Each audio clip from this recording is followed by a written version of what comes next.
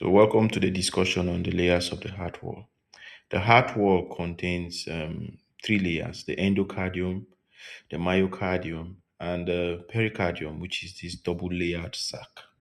So, now look to this magnified image of the heart here. This is the heart, and this is a section. It's a section taken out of the heart. We can see the layers arranged from the inside to the outside of the heart. So, in that order, we'll begin with the endocardium, which is the innermost layer. The endocardium is this smooth internal lining which lines the heart chambers and the valves as well. It generally consists of a single layer of simple squamous endothelial cells and a thin layer of subendothelial connective tissue. You can see in this our image here, you can see the sections between each cells illustrated here. So those are individual cells. So it's just one cell thick. So this functions to provide a smooth surface to minimize friction as blood flows to the heart and prevents blood from adhering to the heart wall. Moving on, the next layer is the myocardium.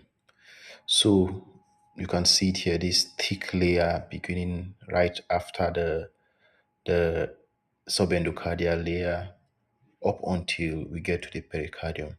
So it is the thickest part of the heart wall containing most of the contractile tissue.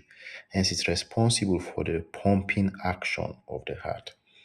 So it is composed of these specialized muscle cells called cardiomyocytes, which are sort of striated and branched. So these cells join together by intercalated discs that allow the heart to contract at once as a single unit. Its principal function is generation of force necessary to eject blood into the pulmonary circuit and the systemic circuit.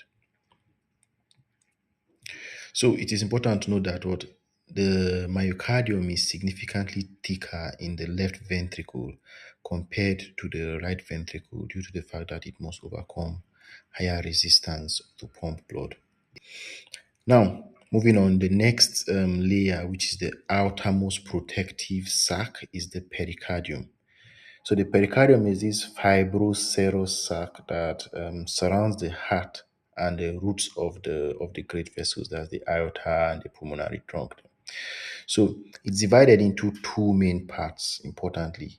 The fibrous pericardium, which is the outermost tough, non-distensible layer made of very dense connective tissue, and serous pericardium, which is this double layered membrane consisting of the parietal layer and the visceral layer.